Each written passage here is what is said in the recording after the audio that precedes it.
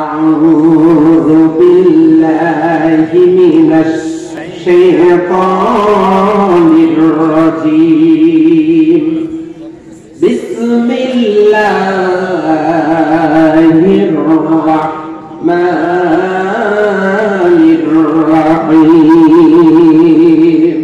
বিতাড়িত মোক্তা শয়তান থেকে আল্লাহর দরবারে আত্মরক্ষা করছি, দয়াময় আল্লাহর নামে শুরু করছি। সূরা আল বাকারা, মনে থাকবে কোন সূরা?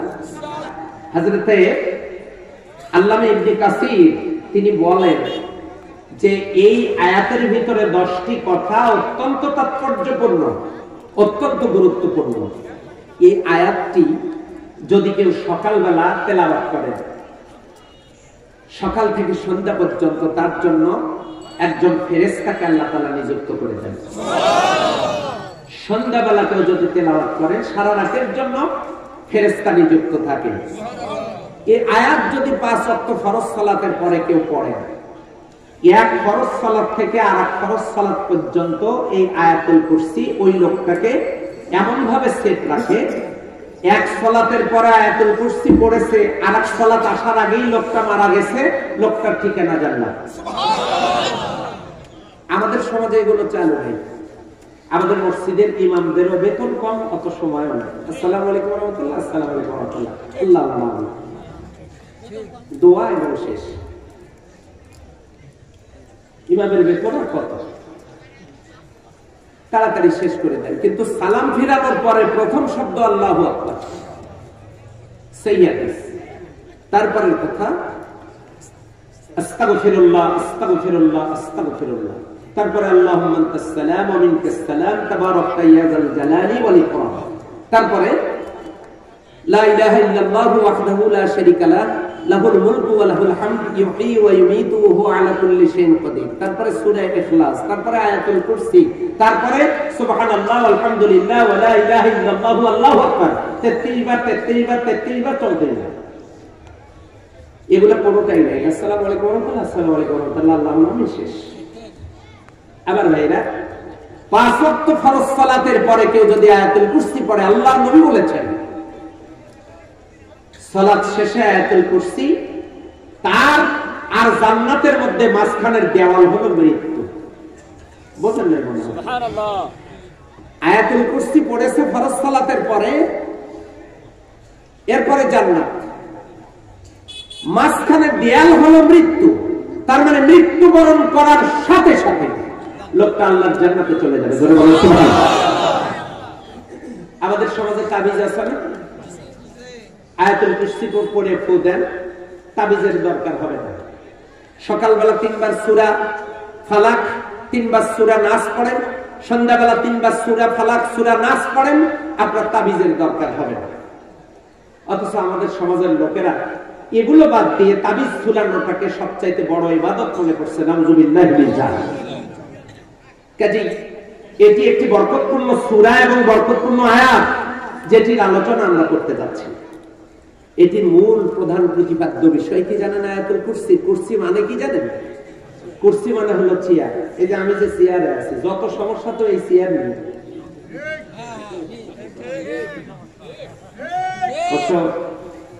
আমার ভাই এই যে যখন সামনে ইলেকশন করবেন, হয়তো ওনার প্রতিদ্বন্দ্বী দাঁড়া যাবে না, সমস্যা কি নিয়ে? চেয়ার নিয়ে। এই আয়াতটার ভিতরে গদি সমস্যার সমাধান করে দেয়া আছে।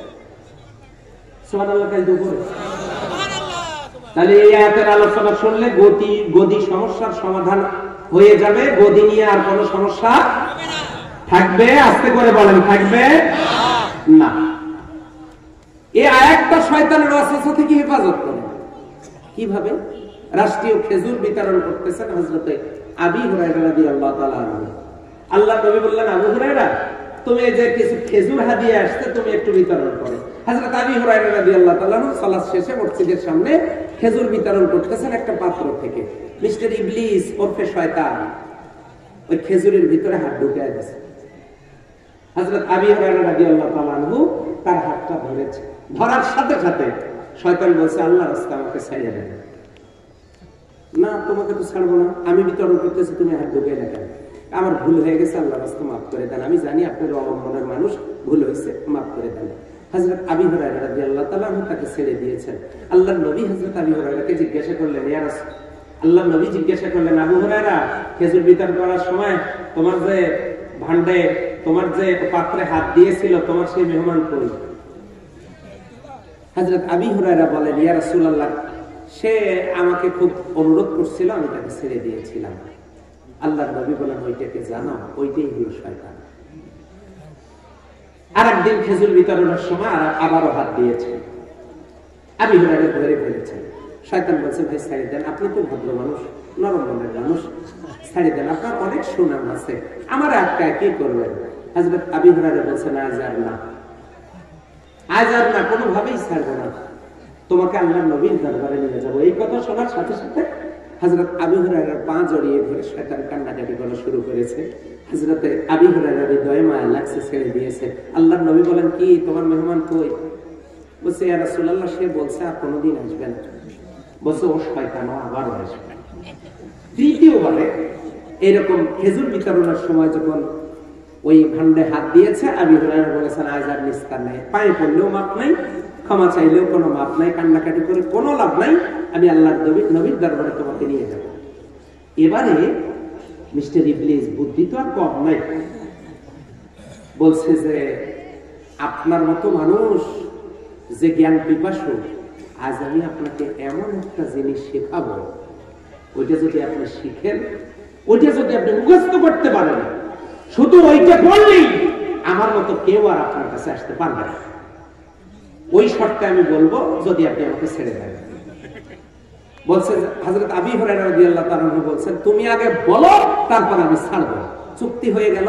তখন শয়তান বলল, তার নাম হলো আয়াতুল কুরসি। এই আয়াতুল কুরসি যদি কেউ পড়ে, আমি শয়তান সেখানে থাকতে পারি না। হযরত আবু হুরায়রা তাকে ছেড়ে দিলেন। আল্লাহর নবী জিজ্ঞাসা করলেন যে, কি ব্যাপার, তোমার মেহমান? ইয়া রাসূলুল্লাহ, আজকে আমাকে সে এই জিনিসটা শিখাইছে। আল্লাহর নবী বললেন, সে যেটা বলেছে এটা সত্য, কিন্তু সে না আশা করবে না, সে আবার আসবে, কারণ সে তো শয়তান। আবার ভাইরা, তাহলে এরকম একটা বরকতপূর্ণ আয়াতের আমরা আলোচনা শুনতে যাচ্ছি। মূল প্রতিপাদ্য বিষয় কি? সমস্যার সমাধান। এই দেশের লোকজন কথা বলেন, কি সমস্যার সমাধান বলে? চেয়ার সমস্যার সমাধান আজকে হয়ে যাবে ইনশাআল্লাহ।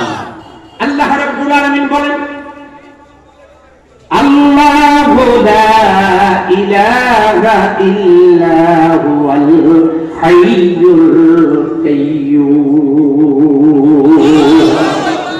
আল্লাহ কে? তিনি। ও আল্লাহর বান্দা বান্দীরা, আল্লাহ সম্পর্কে জানতে গেলে আমার আল্লাহর বায়োডাটাটা একটু জানা দরকার। আমার আল্লাহর পরিচয়টা না জানলে আমার আল্লাহকে তো আমরা চিনব না। আমার আল্লাহ রব্বুল আলামিনের পরিচয় আল্লাহ নিজেই দিয়ে দিচ্ছেন, কুল হুয়াল্লাহু আহাদ আল্লাহুস সামাদ লাম ইয়ালিদ ওয়া লাম ইউলাদ ওয়া লাম ইয়াকুল লাহু কুফুয়ান আহাদ। হে রাসূল, আপনি বলে দেন আল্লাহ একক, তিনি অমুখাপেক্ষী, তার কোন সন্তান নেই, তিনিও কারো সন্তান নন, তার সমকক্ষ কেউ নয়। আল্লাহ তাআলা তার বায়োডাটা দিচ্ছেন। এবারে দুনিয়ার কোন মানুষ যদি প্রশ্ন করে, ও আল্লাহ, তোমার পরিচয় পেয়ে গেলাম, তোমার কোন সন্তান সন্ততি নাই, তুমি একক, তোমার সমকক্ষ কেউ নয়, তুমি কারো মুখাপেক্ষী না, পেয়ে গেলাম। এবারে জানতে চাই তুমি থাকো কোথায়? আল্লাহ রাব্বুল আলামিন জানায় দিলেন, আর রাহমান আলা আরশিস তাওয়া। দয়াময় আল্লাহ, তিনি থাকেন আরশে। সুবহানাল্লাহ বলবেন না? আর একটু জোরে সুবহানাল্লাহ বলবেন না? ও আল্লাহর বান্দা বান্দীরা, মানুষ যদি জানতে চায় সেই আল্লাহ রাব্বুল আলামিন আরশে থেকে কি কাজ করেন, কি তার কাজ, আল্লাহ রাব্বুল আলামিন বলেন, আন্নাল কুওয়াতা লিল্লাহি জামিআ। সকল ক্ষমতার চাবিকাঠি কার হাতে? আন্নাল কুওয়াতা লিল্লাহি জামিআ। আবার ভাইরা, আল্লাহ রাব্বুল আলামিন কত সুন্দর করে জানায় দিলেন, তিনি তার বায়োডাটার কথা বলে দিলেন। তার পরিচয় তিনি জানায় দিলেন। আল্লাহ বলছেন আল্লাহু লা ইলাহা ইল্লা হুয়াল হাইয়ুল কাইয়্যুম। তিনি ছাড়া কোনো ইলাহ কেউ হতে পারে না। আল্লাহ ছাড়া কোনো ইলাহ কেউ হতে পারে না। এই আয়াতুল কুরসির ভিতরে আমার আল্লাহ রাব্বুল আলামিনের 10টা যোগ্যতার বর্ণনা দেওয়া হয়েছে। এই 10টা যোগ্যতা কেউ যদি অর্জন করতে পারেন তিনি মাবুদ হওয়ার যোগ্য। এই 10টা যোগ্যতা কারো ভিতরে যদি না থাকে তিনি মাবুদ হওয়ার যোগ্য না। তার মানে আমার আল্লাহ রাব্বুল আলামিনের ভিতরে এই 10টা যোগ্যতা থাকবার কারণে, 10টা কোয়ালিটি থাকবার কারণে তিনি কেবলমাত্র আমাদের সিজদা পাওয়ার যোগ্য। জোরে বলেন সুবহানাল্লাহ। সেই আল্লাহ রাব্বুল আলামিন যিনি তার বান্দাদের ব্যাপারে সুস্পষ্ট ঘোষণা দিচ্ছেন লা ইলাহা, তিনি ব্যতীত আর কেউ ইলাহ হওয়ার যোগ্য নেই। সেই মাবুদ ছাড়া কি আমাদের আর কাউকে প্রয়োজন আছে? আল্লাহর বান্দা বান্দীরা যারা বিয়ে করেছেন তারা তো অনেক খুশি আছে, যারা বিয়ে করো নাই তারা একটু হাত তোলো দেখি। সমস্যা কি? হাত তোলো। হাতও তুলতে পারতেছে না, এদের কপালে বিয়ে আছে, তাও তুলছে এক হাত, সেটাও বাবা সোজা করতে পারে।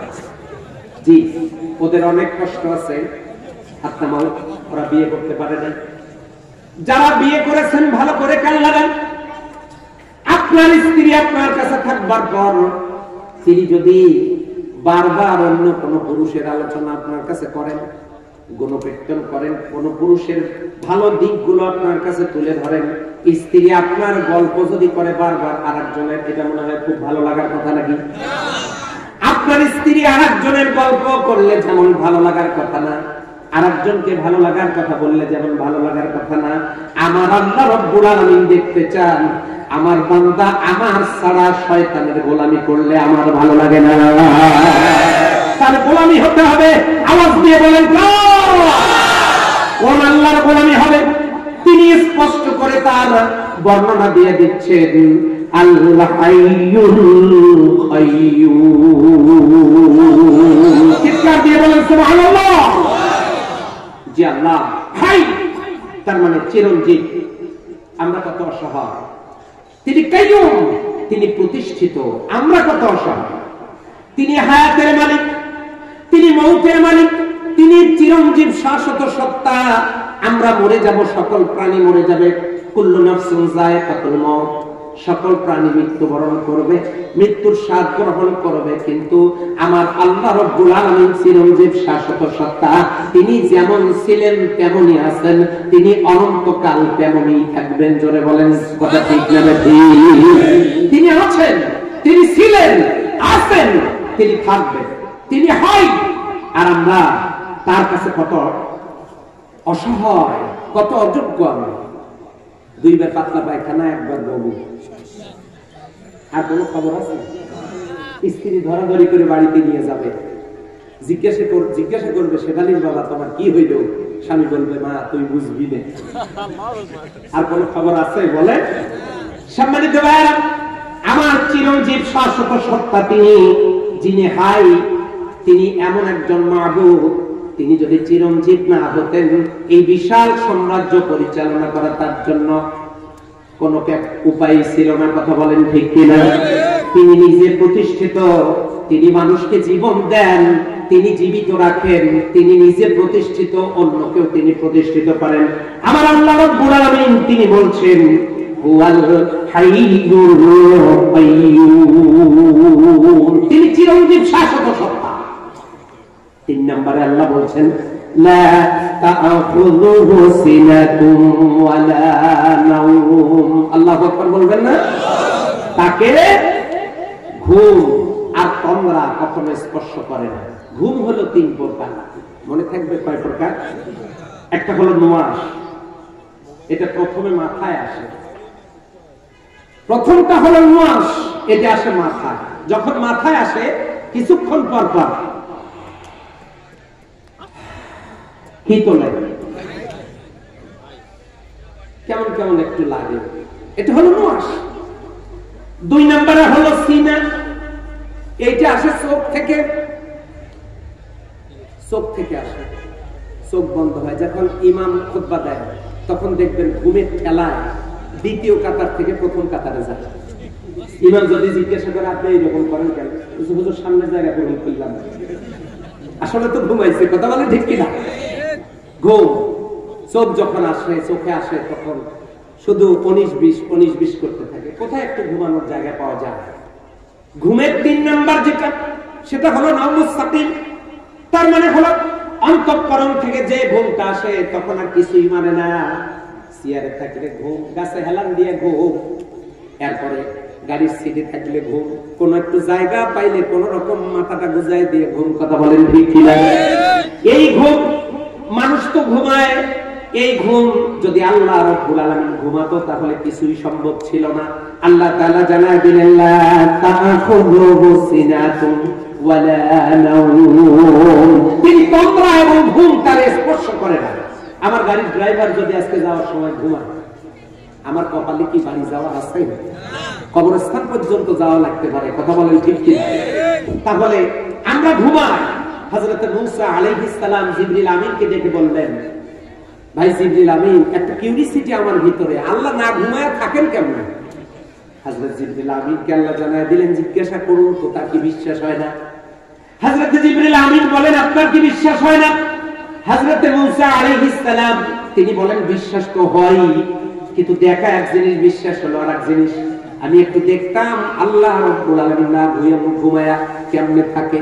এবারে হযরত মূসা আলাইহিস সালামের ব্যাপারে জিবরিল আমিনকে বলা হলো, ওগো নবী মূসা, এই তোমার জন্য একটা আদেশ চলে যাচ্ছে। জিবরিল আমিন 2 হাতে 2 গ্লাস পানি নিয়ে মূসা আলাইহিস সালামের হাতে দিয়ে বললেন যে পরবর্তী নির্দেশ না দেওয়া পর্যন্ত আপনি দাঁড়ায় থাকেন। যেমন প্রশ্ন তেমন উত্তর। 2 গ্লাস পানি নিয়ে দাঁড়ায় আছেন হযরত মূসা আলাইহিস সালাম। নির্দেশের অপেক্ষায় থাকতে থাকতে ক্লান্ত হয়ে পড়বার কারণে আস্তে আস্তে করে ক্রমান্বয়ে 2টা হাত একখানে এসে পানিগুলো একখানে হয়ে হাত থেকে গ্লাসগুলো পড়ে পানি শুদ্ধা গ্লাস যখন নষ্ট হয়ে গেল, হযরত মূসা আলাইহিস সালামের তরবারি কেটে গেলেন, তিনি সিজদায় পড়ে গেলেন। তিনি ডাকতে থাকলেন, রব্বুল আলামিন, ঘুমে ধরার কারণে আমি নির্দেশ মানতে অপারগতা প্রকাশ করেছি, তার মানে আমি নির্দেশ মানতে পারি নাই, ঘুম আমার ধরার কারণে। হযরত জিবরিল আমিন বলেন, ও নবী মূসা, আপনি একজন জলিলুল কদর পয়গম্বর, আপনি আল্লাহ না ঘুমায় কেমনে থাকেন এটা জানবার জন্য প্রশ্ন করেছেন। এবারে আপনি একটু নিজের বিবেক দিয়ে চিন্তা করুন তো, 2 গ্লাস পানি নিয়ে কিছু সময়ের জন্য আপনাকে দাঁড়ায় থাকতে বলা হলো, আপনি ধরে রাখতে পারলেন না। আপনার পানি 2টা গ্লাস একখানে হয়ে পানি শুদ্ধ গ্লাস নষ্ট হয়ে গেল। কিছু সময়ের জন্য আপনি অপেক্ষা করতে পারলেন না, ঘুমের কাছে সারেন্ডার করলেন। আমার আল্লাহ রাব্বুল আলামিন তিনি যদি ঘুমাতেন তাহলে গভীর রজনীতে প্রসব বেদনা সৃষ্টি হয়েছে, যে মহিলা সন্তান প্রসবের বেদনায় মা যখন কাতরাচ্ছে নতুন ঘরে, দুনিয়ার মানুষগুলো যখন ঘুমানো, ওই মায়ের কান্নার আওয়াজ দুনিয়ার কোন মানুষের কানে পৌঁছে না। আমার আল্লাহ যদি ঘুমায় থাকতেন, ওই মহিলার প্রসব বেদনা সৃষ্টি হওয়ার পর সন্তান ডেলিভারির দায়িত্ব দুনিয়ার কেউ পালন করতে পারত না। একটা পিপিলিকা অথবা একটা প্রাণী, তারাও তো গভীর রজনীতে যারা আল্লাহ রাব্বুল আলামিনকে যাদের যখন যে সময় ডাকা প্রয়োজন, সৃষ্টিকুলের সকল মাখলুকাত তাকে ডাকবার জন্য সব সময়ের জন্য তিনি এমন অবস্থায় তাকে লা তাখুযুহু সিনাতুন ওয়ালা নাওম, তাকে ঘুম এবং তন্দ্রা কখনো স্পর্শ করে না। চিৎকার দিয়ে বলেন সুবহানাল্লাহ। এরপরে আল্লাহ রাব্বুল আলামিন বলছেন, কত চমৎকার করে বলছেন, লাহু মা ফিস সামাওয়াতি ওয়া মা ফিল আরদ। এখানে এই লামটা আরবি গ্রামার যারা জানেন তারা বুঝবেন, এই লামটা এসেছে মালিকানা অর্থে, মালিকানা বোঝাবার জন্য লামটা এসেছে। আল্লাহ বলছেন লাহু মা ফিস সামাওয়াতি ওয়া মা ফিল আরদ। আকাশ আর জমিনে যা কিছু আছে সব কিছু কার? এই লাম মালিকানা অর্থে এসেছে। তার মানে আকাশ আর জমিনে যা কিছু আছে সব কিছুর একচ্ছত্র মালিকানা। চিৎকার দিয়ে বলেন কার? সেই মালিকানা বোঝাবার জন্য আমাদেরকে চারটি জিনিসকে মাথায় রাখতে হবে। আস্তে করে বলতে হবে কয়টা? আস্তে করে বলতে হবে কয়টা? 1 নাম্বার মুলকান, 2 নম্বরে মিলকান, মুলকান মিলকান, 3 নম্বরে খলকান, 4 নম্বরে আবিদান। মনে থাকবে কয়টা? 1 নম্বরে মুলকান, বলেন আমার সাথে। 1 নম্বরে, 2 নম্বরে মিলকান, 1 নম্বরে মুলকান, 2 নম্বরে মিলকান, 3 নম্বরে খলকান, 4 নম্বরে আবিদান। এই 4টে জিনিস কি? শব্দগুলো তো হলো, এগুলো তো হলো মোটামুটি আরবি শব্দ। মুলকান হলো আকাশ আর জমিনে যা কিছু আছে এগুলো সব কিছু নিয়ন্ত্রণ করেন। আওয়াজ দিয়ে বলেন কে? সমস্ত মুলকিয়াতের মালিকানা কার? আল্লাহ বলেন তাবারাকাল্লাযী বিয়াদিহিল মুলক। ওই বরকতপূর্ণ সত্তা কুদরতি হাতের মুঠোয় সমগ্র বিশ্ব চরাচরের রাজত্ব। চিল্লায় কি সুবহানাল্লাহ বলবেন না? আল্লাহ রাব্বুল আলামিনের বান্দারা মনোযোগ দিয়ে শুনতে হবে এই জায়গাটা। একটা হলো মুলকান, 2 নম্বরে হলো মিলকান। আকাশ আর জমিনের মালিকানা হচ্ছে তার। এই আকাশ আর জমিনে যা কিছু আছে সব কিছুই কার? আমরা সবচাইতে ছোট গ্রহটাতে বসবাস করি। পৃথিবী হচ্ছে সবচাইতে ছোট গ্রহ।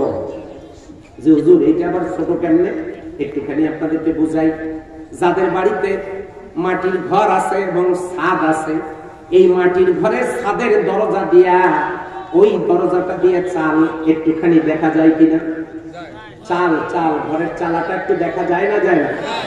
তাহলে ছাদের দরজা দিয়া চালের যতটুকু অংশ দেখা যায়, আপনারা বলুন তো চাল কি অতটুকুই না তার চাইতে অনেক বেশি আছে? আল্লাহর বান্দা বান্দীরা কেন এই কথা বলছি? ছাদের দরজা দিয়া চালের যতটুকু দেখা যায় এতটুকুই যেমন চাল না, বাইরে আরো চালা আছে। ঠিক তেমনি পৃথিবী নামক গ্রহের মধ্যে সূর্যের যতটুকু আমরা দেখি অতটুকুই সূর্য না, বাইরে আরো সূর্য আছে। কারণ হলো পৃথিবীর চাইতে 13 লক্ষ গুণ বড় যে সূর্য, ওই সূর্য শুধু ছোট উপরে থাকার কারণে দেখছি না। পৃথিবী নামক গ্রহের মধ্যে সূর্যের যতটুকু দেখা যায় আমরা অতটুকুই দেখতে পাচ্ছি। আল্লাহর বান্দা বান্দীরা, আমাদের এই পৃথিবী নামক গ্রহে মাত্র একটা চাঁদ, বৃহস্পতি গ্রহে 16টা চাঁদ, প্লুটো গ্রহে 42টা চাঁদ। আমাদের এখানে 365 দিনে 1 বছর, প্লুটো গ্রহে 684 বছরে। আমাদের গণনা মতো 684 বছর একখানে করলে যা হয় এটা প্লুটো গ্রহের 1 বছর। সুবহানাল্লাহ বলবেন না? আমাদের 684 বছর, প্লুটো গ্রহের 1 বছর। আমাদের উপরে মঙ্গল গ্রহ, এরপরে বুধ, শুক্র, পৃথিবী, মঙ্গল, বৃহস্পতি, শনি, Uranus, Neptune, Pluto, Vulcan, X, পিস্তুলেস্টার, অসংখ্য দুনিয়া। বিজ্ঞানী এডউইন হাবেলের ক্যামেরা, স্পেকট্রোস্কোপি, এই স্পেকট্রোস্কোপি দূরপাল্লার দূরবীন, এটার সুইচ যদি অন করা হয়, আল্লাহর বান্দা বান্দীরা একবার সুইচ অন করলে মহাশূন্যে সে যে ছবিটা তুলে নিয়ে আসে, একবার ছবি তুলে নিয়ে আসলে 10 লক্ষ গ্রহ আর নক্ষত্রের ছবি সেইটাতে এসে যায়। একটা গ্রহ মাত্র, পৃথিবী একটা গ্রহ, ছোট্ট একটা গ্রহ, এর চাইতেও বড় মঙ্গল গ্রহ। কিছুদিন আগে মঙ্গল গ্রহ আমরা দেখেছি একটা তারকার মতো। তাহলে সব চাইতে ছোট গ্রহটাতে আমরা বসবাস করি। আল্লাহর বান্দা বান্দীরা, শুধু এই গ্রহ না, এর উপরে আসমান, আরবি ভাষায় 370 এগুলোর সংখ্যাধিক্য বোঝানোর জন্য ব্যবহৃত হয়। যেমনটি বাংলায় ব্যবহৃত হয় 100। কিরকম? আমার ভাই, সম্মানিত ফুলু ভাই আমাকে বললেন, ভাই আপনি সুযোগ হলে আমার বাসায় আসবেন। আমি যখন ওনাকে প্রশ্ন করলাম আমাকে কি যাওয়াই লাগবে, উনি বললেন 100 বার। তার মানে আমাকে মনে হয় 100 বার ওনার বাড়িতে যাওয়া লাগবে নাকি? এটা গুরুত্ব আরোপের জন্য উনি বলেছেন 100 বার। তার মানে অবশ্যই। ইংরেজিতে যেমন সুপারলেটিভ ডিগ্রি ব্যবহার করা হয়, ইফ ইউ কাম, তুমি যদি আসো, আই উইল মাস্ট গো দেয়ার। এখানে সুপারলেটিভ ডিগ্রি ব্যবহার করা হয়েছে। তার মানে হলো তুমি আসলে অবশ্যই আমি যাব, আমাকে যেতে হবে, হয় নট 100%, 100 বার যেতে হবে। তাহলে বাংলায় যেমন 100 ব্যবহৃত হয়, ইংরেজিতে যেমন সুপারলেটিভ ডিগ্রি ব্যবহার হয়, ঠিক তেমনি আরবি ভাষায় সংখ্যা বৃক্ষ বোঝাবার জন্য 3, 7, 70 ব্যবহার করা হয়। জোরে বলেন সুবহানাল্লাহ। এইরকম করে যে আসমানগুলো রেখে দেওয়া হয়েছে, প্রথম আসমানের চাইতে দ্বিতীয় আসমান আরো বড়, তার চাইতে তৃতীয় আসমান বড়, এমনি করে করে অনেক বড় বিশাল আসমান, সপ্ত আসমান। এই সপ্ত আসমানের উপরে আরশ আজিমের নিচে বিশাল বড় সাগর।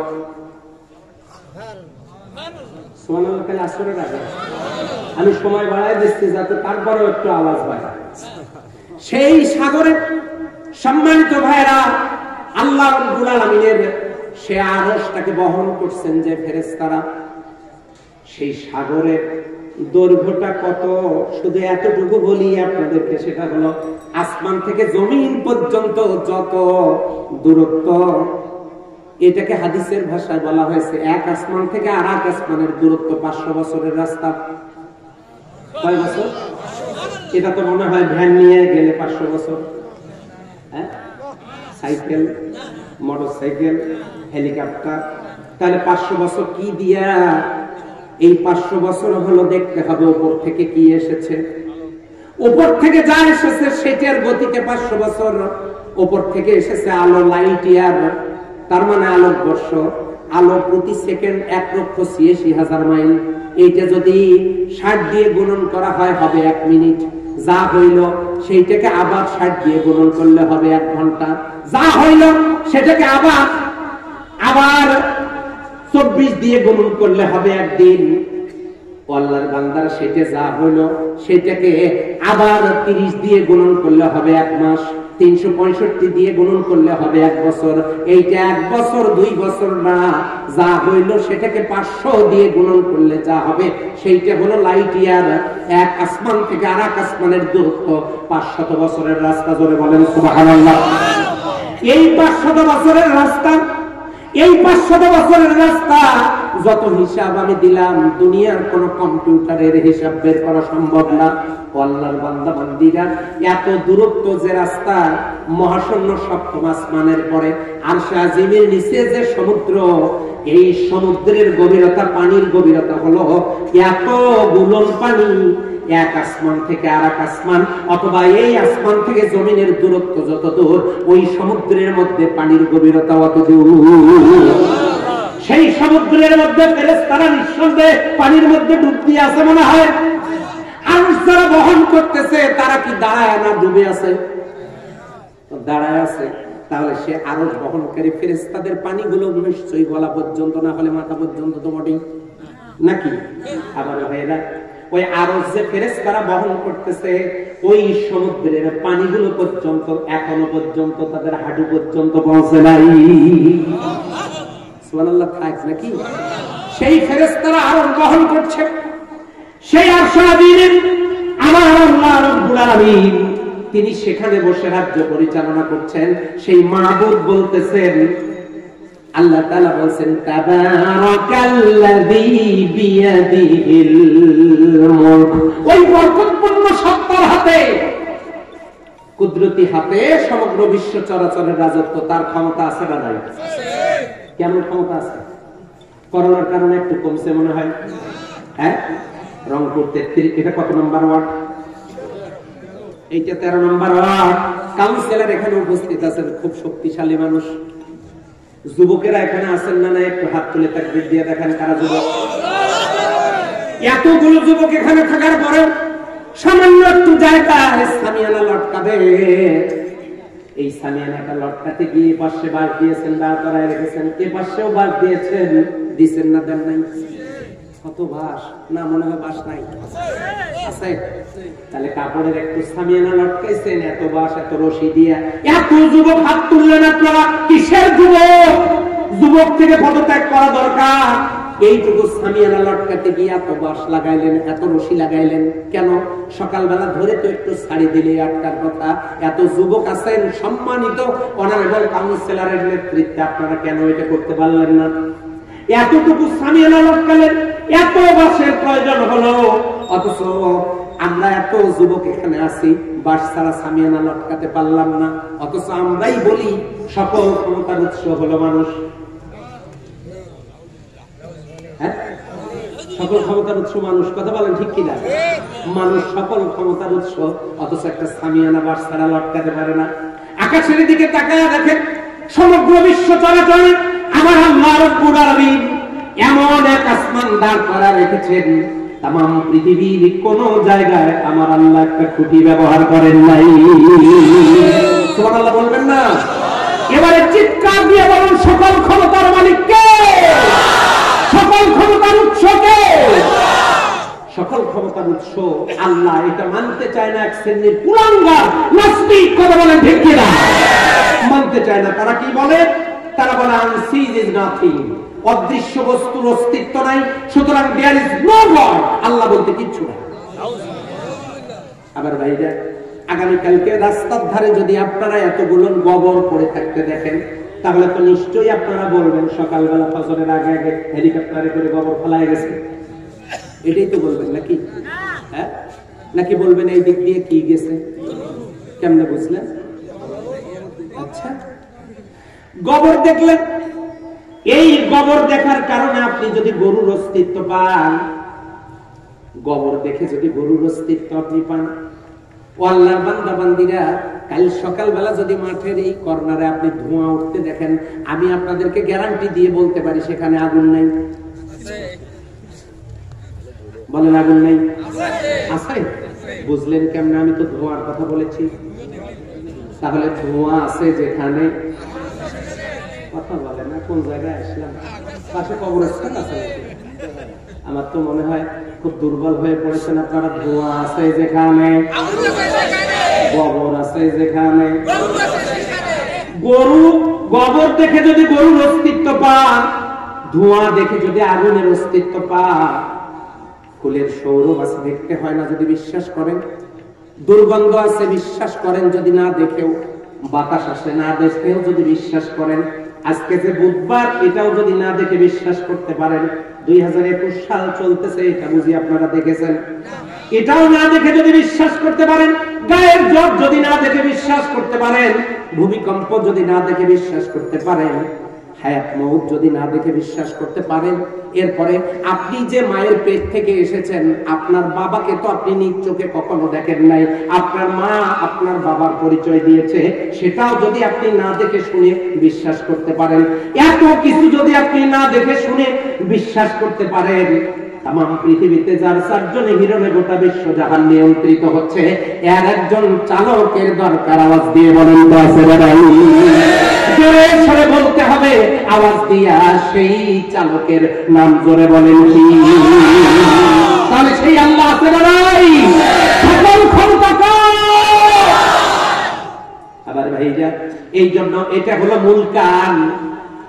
মূল কান 2 নম্বরে হলো মিলকান। মুলকানের ব্যাপারে কোরআনের দলিল, আল্লাহু আলা কুল্লি শাইইন কাদির, তিনি সকল কিছুর উপরে শক্তিশালী। এই যে সামান্য মানুষ, কি অহংকার এক একজনের, একদম সাইজ করে দেব। সর্বনাশ, এই তো জীবন, আজ আসি কাল নেই, পরশুয়ে মাটিতে হবে যে ঠিকানা।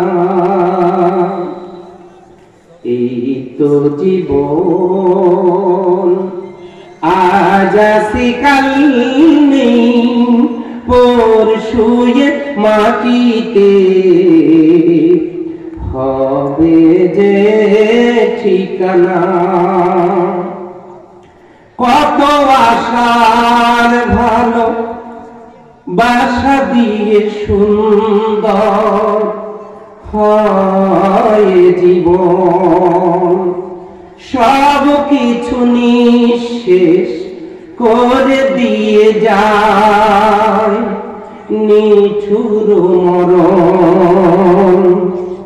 বেদনার বালু চরে স্মৃতি শুধু খেলা করে শূন্য বালুকায়। এই তো জীবন, আজ আসি কাল নেই, পরশুয়ে মাটিতে হবে যে ঠিকানা।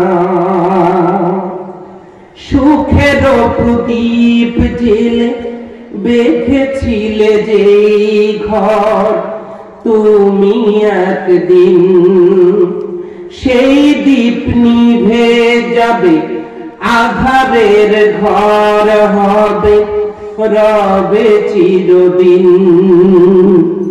এই তো নিয়তি, কেউ আসে কেউ যায়, কেউ বা ফুরায়। এই তো জীবন, আজ আসি কাল নেই, পরশুয়ে মাটিতে হবে যে ঠিকানা,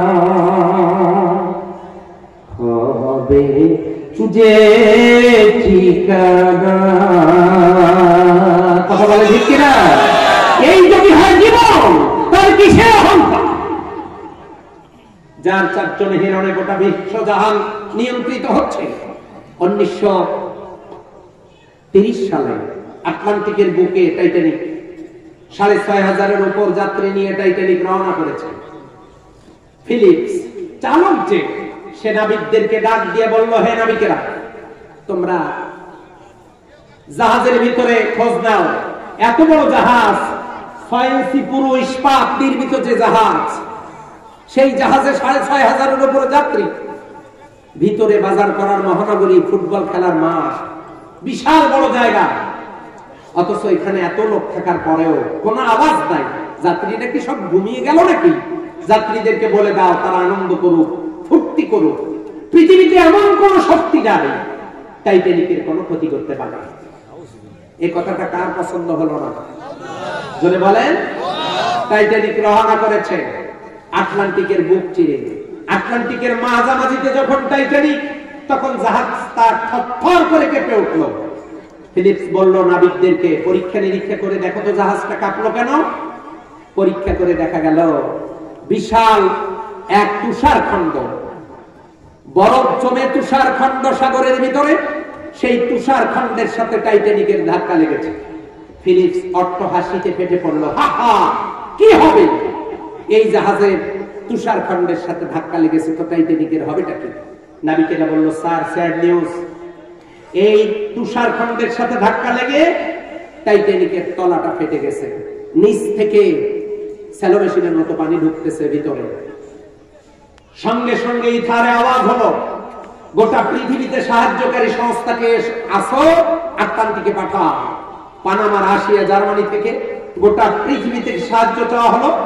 পৃথিবী থেকে সাহায্যকারী সংস্থাগুলো টাইটানিক উদ্ধারের জন্য আটলান্টিক মহাসাগরে পৌঁছার অনেক আগেই 6500-এর উপর যাত্রী নিয়ে আটলান্টিক মহাসাগরের পাদদেশে টাইটানিক পৌঁছে গেল। আর নীরব ভাষায় গোটা পৃথিবীর মানুষদেরকে জানায় দিয়ে গেল, যার কুদরতি ইশারায় গোটা বিশ্বজাহান নিয়ন্ত্রিত হচ্ছে, তার কাছে সামান্য অহংকারের কোনো মূল্য নাই। কথা বলে ঠিক কিনা?